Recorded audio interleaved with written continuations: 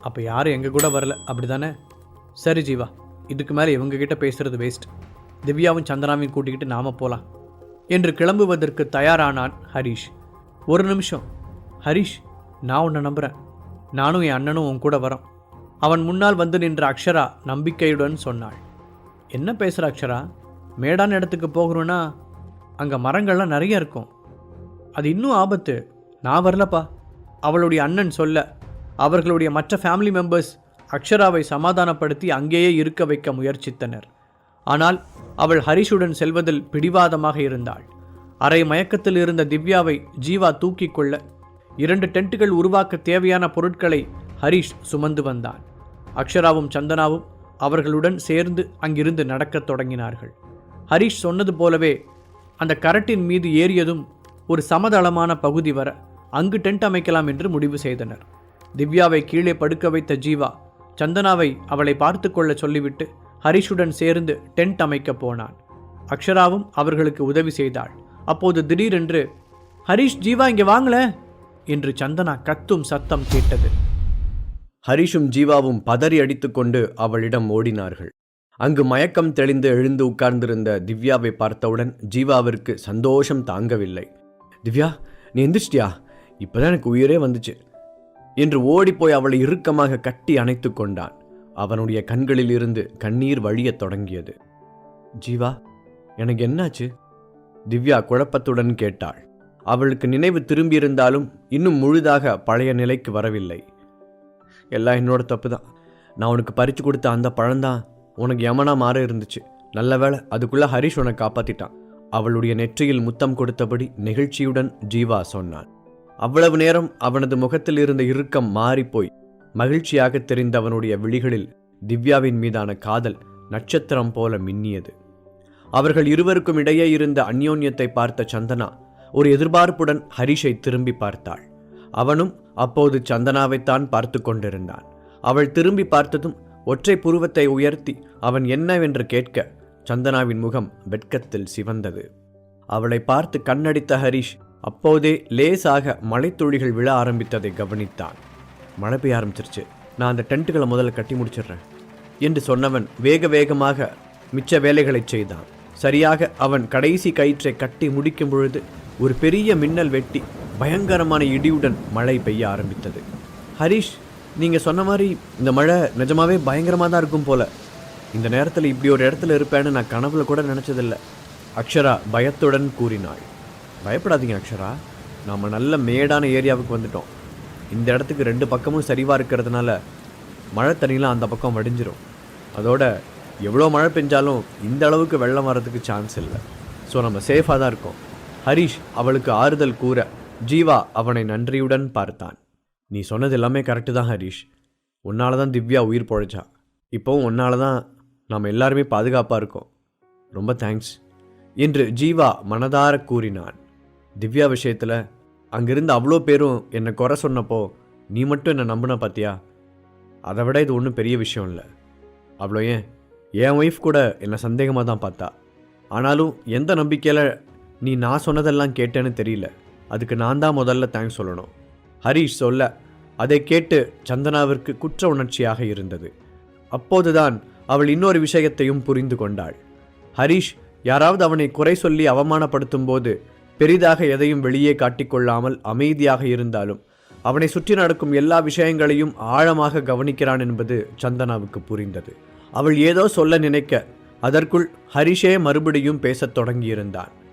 Already மழை வேற பெய்ய ஆரம்பிச்சிருச்சு.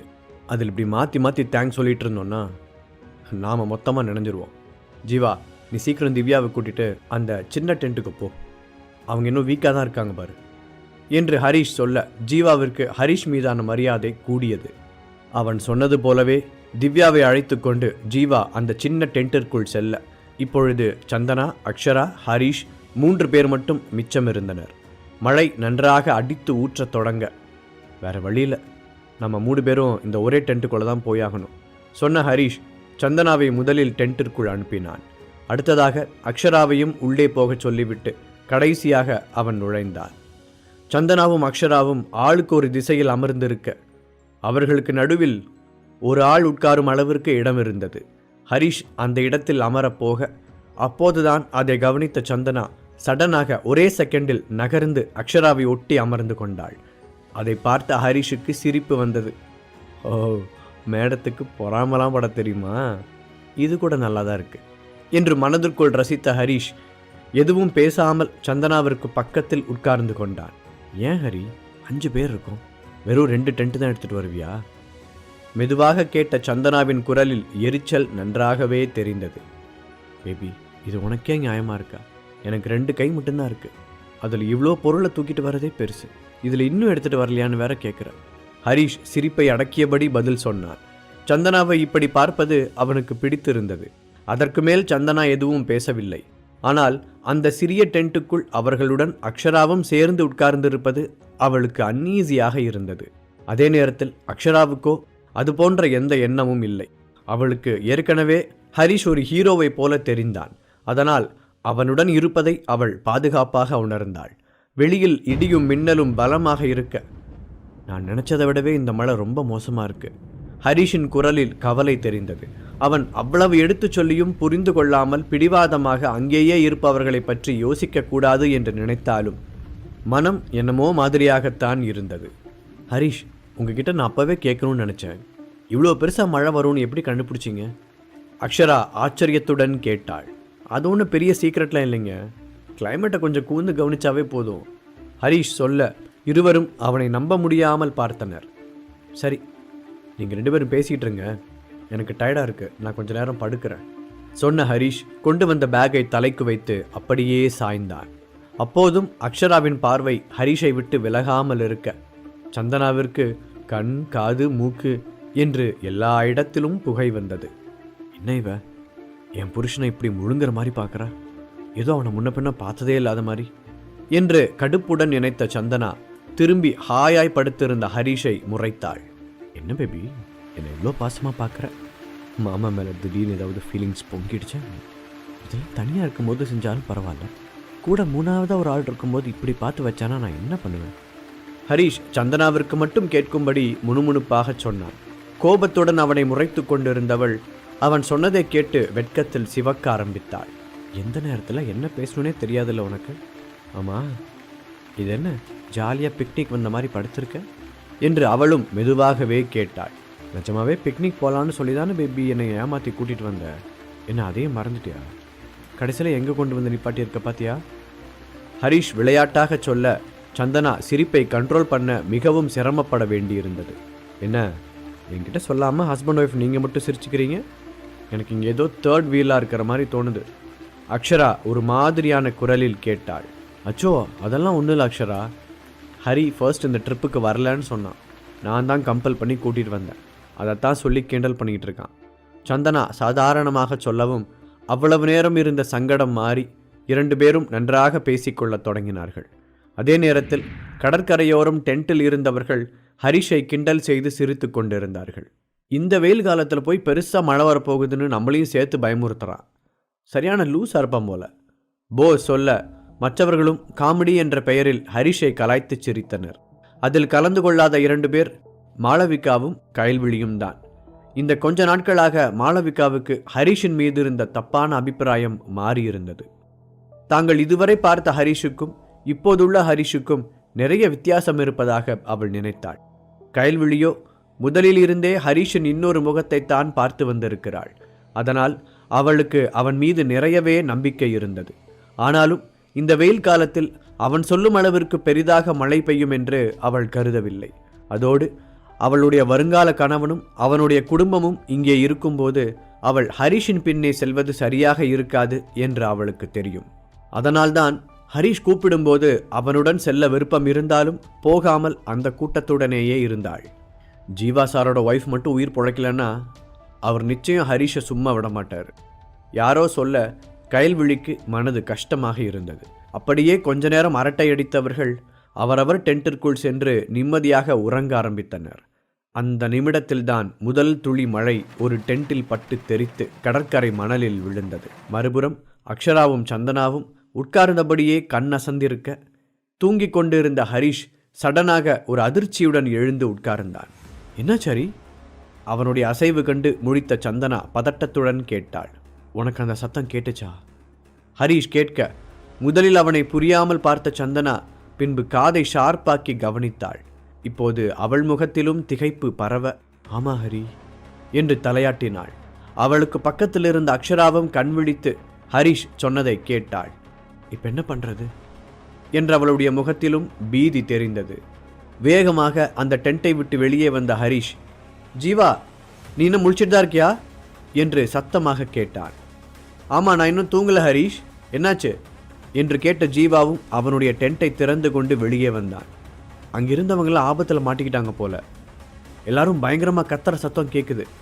நம்ம உடனே போயாகணும் ஹரீஷ் சொல்ல, ஜீவா உடனடியாக சரி என்று தலையாட்டினான். நீங்கள் 3 பேரும் உள்ளே சேஃபாக இருங்க, என்ன நடந்தாலும் வெளியே மட்டும் வந்துடாதீங்க, நாங்கள் இப்போ வந்துடுறோம். கவலையுடன் எட்டி பார்த்து கொண்டு இருந்த 3 பேரையும் பார்த்து சொன்ன ஹரீஷ் சந்தனாவை பார்த்து தலையாட்டி விட்டு வேகமாக நடக்க ஆரம்பித்தான். மழை வேற இவ்வளோ கொட்டுது, கடவுளே யாருக்கு எதுவும் ஆயிருக்கக்கூடாது என்று சந்தனா அக்ஷரா இருவரும் மனதார வேண்டிக் கொண்டார்கள். அவர்களுக்கு தங்களின் குடும்பத்தை நினைத்து கவலையாக இருந்தது. ஹரீஷும் ஜீவாவும் மற்றவர்கள் இருந்த அந்த பழைய இடத்திற்கு செல்ல 1/4 மணி நேரத்திற்கு மேல் ஆனது. அங்கே போய் அவர்கள் கண்ட காட்சி இருவரையும் திகைப்பிற்கு உள்ளாக்க அதிர்ச்சியுடன் ஒருவரை ஒருவர் பார்த்து கொண்டனர். ஒரு பக்கம் மழை பலமாக பெய்து கொண்டிருக்க, அவர்கள் போட்டிருந்த டென்ட்டுகள் எல்லாம் அலங்கோலமாக கிடக்க, கடல் தண்ணீர் அந்த பள்ளமான இடம் மொத்தத்தையும் நிறைத்திருந்தது. மேலும் ஆட்கள் கத்தும் சத்தம் மட்டும் கேட்க, இருட்டில் வேறெதுவும் சரியாக தெரியவில்லை. இருவர் கையில் இருந்த டார்ச் வெளிச்சமும் போதவில்லை. அப்பொழுது ஒரு பெரிய மின்னல் வெட்ட, எல்லோரும் அந்த டென்ட்டின் உடைந்த பாகங்களை பிடித்து கொண்டு தண்ணீரில் தத்தளித்து கொண்டிருப்பது தெரிந்தது. மழை இருட்டு என்று இரண்டுமே சேர்ந்ததால் அவர்களால் அந்த பள்ளத்திலிருந்து மேடான பகுதிக்கு ஏறி வர முடியவில்லை.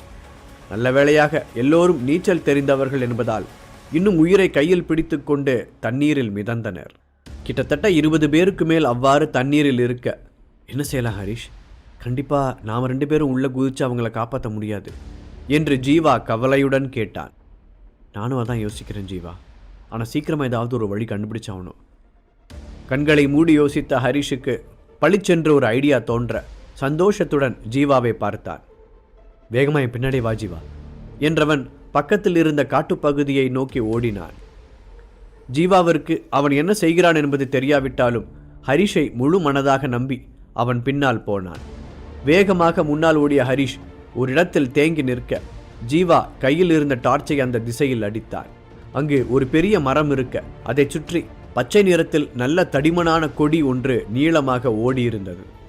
ஜீவா, இந்த கொடியை பற்றி நான் ஒரு புக்கில் படிச்சிருக்கேன். வேகமாக முன்னால் ஓடிய ஹரீஷ் ஒரு இடத்தில் தேங்கி நிற்க, ஜீவா கையில் இருந்த டார்ச்சை அந்த திசையில் அடித்தான். அங்கு ஒரு பெரிய மரம் இருக்க, அதை சுற்றி பச்சை நிறத்தில் நல்ல தடிமனான கொடி ஒன்று நீளமாக ஓடியிருந்தது. ஜீவா, இந்த கொடியை பற்றி நான் ஒரு புக்கில் படிச்சிருக்கேன். இந்த கொடி இயற்கையாகவே ரொம்ப ஸ்ட்ராங்கானது. இதை நீளமாக கட் பண்ணிட்டு போய் தண்ணிக்குள்ளே தூக்கி போட்டால் அதை பிடிச்சிட்டு அவங்க மேலே ஏறி வந்துடுவாங்க.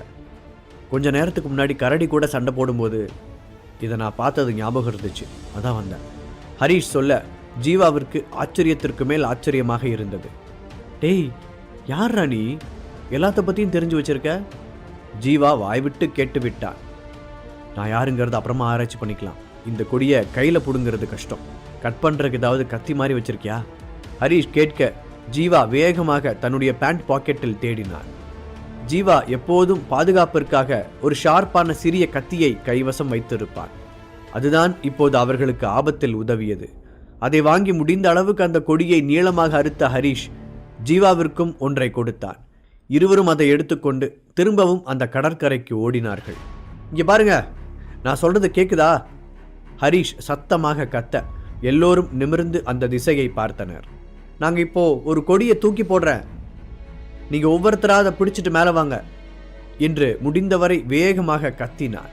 ஹரீஷின் குரல் அடையாளம் தெரிய கொஞ்ச நேரத்திற்கு முன்பாக அவன் சொன்னதெல்லாம் அவர்களுக்கு நினைவு வந்தது. ஹரீஷா? ஹரீஷ் தானே அது? எப்படியாவது என்னை காப்பாத்துங்க, உங்களை பற்றி பேசுனது எல்லாமே தப்பு தான், இனிமே அந்த மாதிரி நடக்காது, இந்த ஒரு தடவை மட்டும் எங்களை காப்பாத்துங்க ப்ளீஸ், என்னை முதல்ல தூக்குங்க என்று எல்லோரும் ஒரே நேரத்தில் போட்டி போட்டுக்கொண்டு கத்த, ஹரீஷும் ஜீவாவும் மீண்டும் ஒரு முறை ஒருவரை ஒருவர் திகைப்புடன் பார்த்து கொண்டனர். அவர்கள் எல்லோரும் வெறித்தனமாக கத்த ஆரம்பித்தார்கள். அப்போது அலையின் வேகம் இன்னும் அதிகமாக அது கரையில் வந்து மோதும் சத்தம் ஆக்ரோஷமாக கேட்டது. இதனால் தண்ணீரில் மிதந்தவர்கள் இன்னும் பயந்து போனார்கள். அவர்கள் எல்லோரும் முதலில் மேலே எழுவதற்கு நீ நான் என்று போட்டி போட்டார்கள். முதல்ல சண்டை போடுறதை நிறுத்துங்க. இந்த கொடியை பிடிச்சி மேலே ஏறுறதுக்கு நீங்களே ஒருத்தருக்கு ஒருத்தர் ஹெல்ப் பண்ணிட்டீங்கன்னா ஈஸியாக மேலே வந்துடலாம். முதல்ல லேடிஸை ஏற்றி விடுங்க சத்தமாக சொன்ன ஹரிஷ். கயல், ஏன் இன்னும் பார்த்துட்டு இருக்க, மேலே ஏறி வா என்றான். அதை கேட்ட கயலுக்கு ஆச்சரியமாக இருந்தது. ஹரிஷ் தன்னை முதலில் ஏறி வரச் சொல்லுவான் என்று அவள் எதிர்பார்க்கவில்லை. அந்த கொடி வழுவழுப்பாக இருக்க அதை பிடித்து ஏற கொஞ்ச நேரம் எடுத்தது. ஒரு வழியாக கயல்விழி மேலே வந்து சேர ஹரிஷ் அவளின் கையை பிடித்து மேலே ஏற்றி விட்டான். கீழே இருந்து அந்த அரைகுறை வெளிச்சத்தில் அதை பார்த்து கொண்டிருந்த போஸ், டேய் எதுக்குடா அவ கையெல்லாம் பிடிக்கிற என்று கோபமாக கத்தினான். நீ என்ன லூசா? ஆபத்தில் இருக்கிறவங்களை கையை பிடிச்சி தூக்கி விடாம உன்ன மாதிரி வேடிக்கை பார்த்துட்டு இருக்க சொல்றியா? சரி, நான் வேணா உன்னை கையை பிடிச்சி தூக்கி விடாம நீ சொன்ன மாதிரியே செய்கிறேன். நக்கலாக பதில் கூறிய ஹரிஷ், இப்போ எல்லாரும் கயல்விழி எப்படி மேலே வந்தாங்கன்னு பார்த்துருப்பீங்க இல்லையா? நீங்கள் எல்லாரும் அதே மாதிரி மேலே ஏறிவாங்க என்றான். அவர்கள் ஒவ்வொருவராக மேலே ஏறத் தொடங்க ஹரிஷும் ஜீவாவும் அந்த கொடியை கெட்டியாக பிடித்து கொண்டனர். இப்போது கயலும் அவர்கள் மேலே ஏறி வருவதற்கு உதவத் தொடங்கினாள். எதற்காக ஹரிஷ் முதலில் அவளை ஏற்றிவிட்டான் என்பது இப்போதுதான் அங்கிருந்த எல்லோருக்குமே விளங்கியது. ஆல்ரெடி போலீஸ் ட்ரைனிங்கில் ஆபத்திலிருந்து தப்பிக்கும் பயிற்சிகள் பெற்றிருக்கும் கயல் இந்த மாதிரி நேரத்தில் மற்றவர்களை காப்பாற்ற உதவியாக இருப்பாள் என்று அவன் நினைத்தான். அதனால்தான் அவளை முதலில் மேலே வரச் சொன்னான். போஸை தவிர மற்ற எல்லோரும் மேலே வந்து சேர அவர்களை பார்த்த ஹரிஷ், நீங்கள் எல்லாரும் ஜீவா கூட போங்க, நாங்கள் ஒரு பாதுகாப்பான இடத்துல டென்ட் போட்டிருக்கோம், நீங்களும் அங்கே போய் சேஃப்டியாக இருங்க, அப்புறம் என்ன பண்ணுறதுன்னு காலையில் முடிவு எடுத்துக்கலாம் என்று சொன்னான். ஜீவா, இவங்க எல்லாரையும் பார்த்து கூட்டிகிட்டு போ, நான் சொல்கிறத விட இவங்க ஓம் பேச்சை நல்லா கேட்பாங்க என்று சொன்னான். சரி, நான் பார்த்துக்கிறேன். ஜீவாவும் சிரித்து கொண்டே பதில் சொன்னான். காலையில் அந்த கரடியுடன் சண்டை போட்டது, திவ்யாவை காப்பாற்ற போராடியது என்று ஹரிஷ் ரொம்பவே டயர்டாக இருந்தான். அவன் அமைதியாக அங்கிருந்த ஒரு கல்லின் மீது உட்கார, என்னாச்சு ஹரிஷ், உனக்கு எதுவும் பிரச்சனை இல்லையே என்று கயல்விழி கவலையுடன் கேட்டாள். அதெல்லாம் இல்லை என்று ஹரிஷ் தலையாட்டி கொண்டு இருக்கும் போதே, டேய் நான் இன்னும் கீழே தாண்டா இருக்கேன் என்று போஸ் தண்ணிக்குள்ளிருந்து கத்தினான். சாரி போஸ், எனக்கு ரொம்ப டயர்டாக இருக்கு, நீயே மேலே ஏறி வந்துரு, ஹரிஷ் அலட்சியமாக பதில் சொன்னான். ஹரிஷ், நீ என்னை பழி வாங்கணும்னு நினைக்கிறியா? உண்மையிலேயே நீ ரொம்ப மோசமானவன், உன்னை போய் அவங்க எல்லாரும் நல்லவன் நினைக்கிறாங்க. போஸ் கோபத்தில் வாய்க்கு வந்ததை உளறினான். அப்பொழுது மற்றொரு டென்ட் சரிந்து டமால் என்று கடலுக்குள் விழுந்தது. அது போஸுக்கு பக்கத்தில் விழ அவன் மிரண்டு விட்டான்.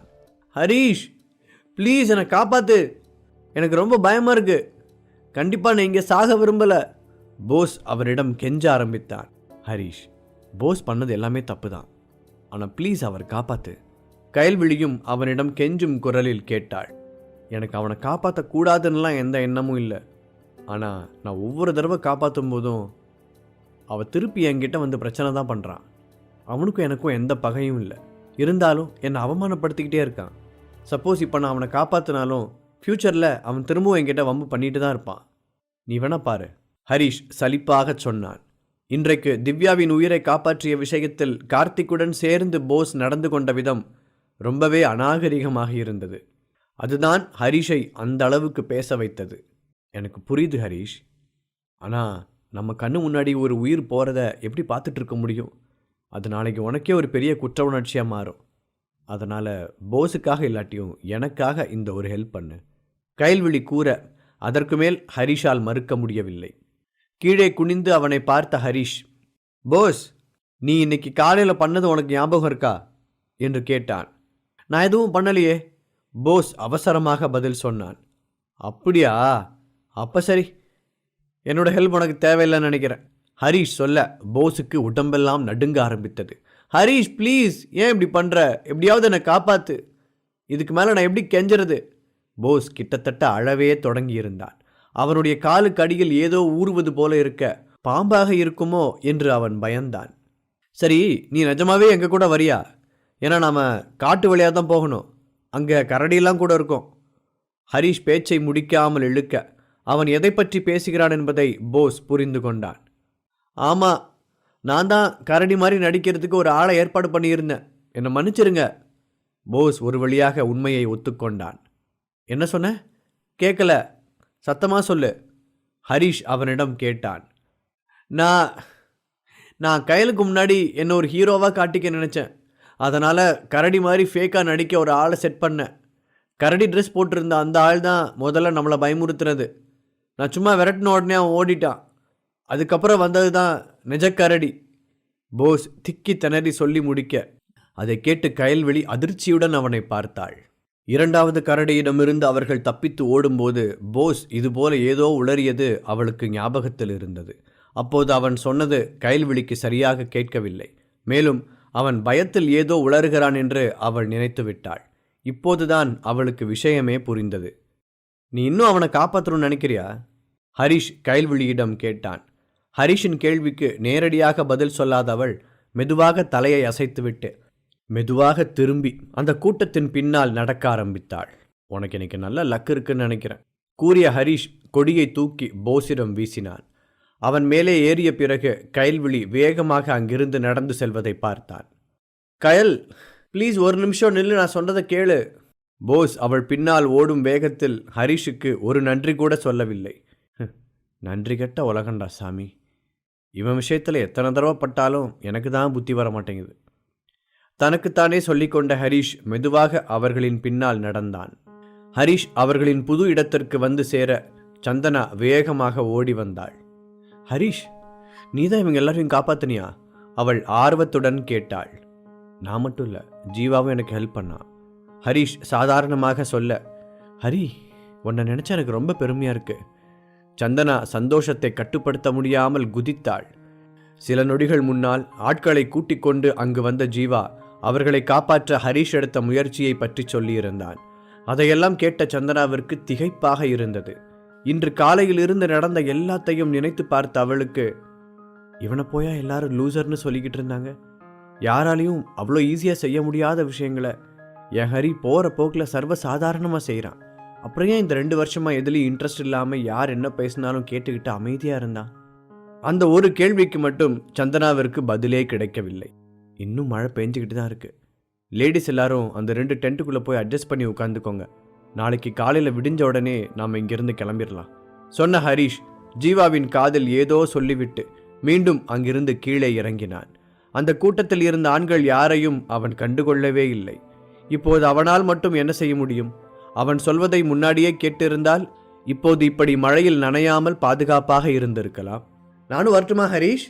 ஜீவா கேட்க, இல்லை, அது ஒரு சின்ன வேலை தான், நானே முடிச்சுட்டு வந்துடுறேன். சத்தமாக கத்தி பதில் சொன்ன ஹரிஷ் கடற்கரையை நோக்கி ஓடினான். திவ்யாவிற்கு ஜீவா பறித்து கொடுத்த அந்த பழத்தில் விஷத்தன்மையுடன் சேர்த்து வேறு சில விஷயங்களும் இருந்தது. அதை பற்றி இன்னும் டீட்டெயிலாக தெரிந்து கொள்ள நினைத்த ஹரிஷ் அந்த பழம் மழை தண்ணீரில் வீணாகி விடாமல் எடுத்து வருவதற்காகத்தான் அவ்வளவு வேகமாக சென்றான். ஒரு வழியாக அந்த கொடிய இரவு முடிவுக்கு வந்தது. அதற்கு மேல் அங்கு தங்கி என்ஜாய் செய்ய யாருக்கும் விருப்பமில்லை என்பதால் போஸ் சிக்னல் கிடைக்கும் இடத்திற்கு சென்று அவர்களை அழைத்துச் செல்ல இன்னும் சில வண்டிகளை ஏற்பாடு செய்தான். அவன் சந்தோஷமாக ஏற்பாடு செய்த இந்த ட்ரிப் இப்படி முடியும் என்று அவனும் எதிர்பார்க்கவில்லை. அந்த சின்ன பஸ் போன்ற வண்டியில் ஹரிஷ், சந்தனா, ஜீவா, திவ்யா, அக்ஷரா, கயல், போஸ், கார்த்திக் அவர்களுடன் இன்னும் சிலரும் ஏறிக்கொண்டனர்.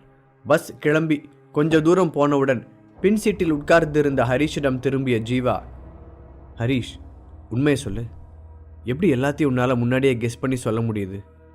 அதெல்லாம் கரெக்டாகவும் இருக்கு.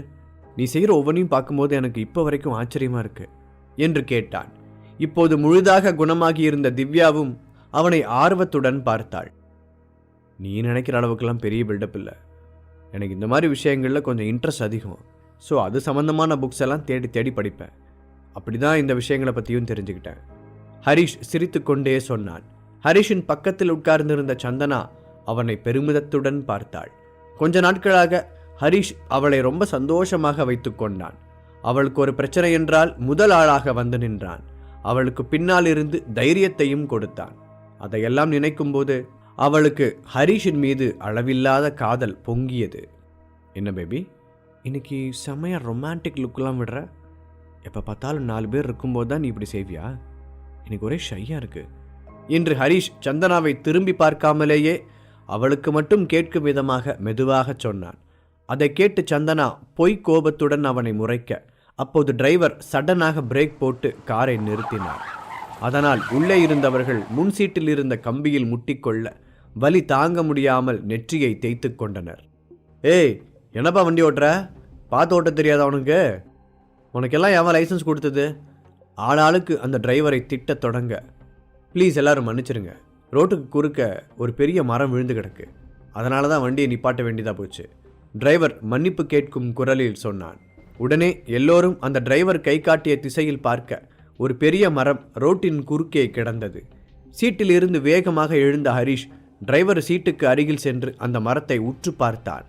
ஒரு சிலர் அந்த மரத்தின் பக்கத்தில் நின்று கூட்டமாக ஏதோ பேசிக் கொண்டிருந்தார்கள்.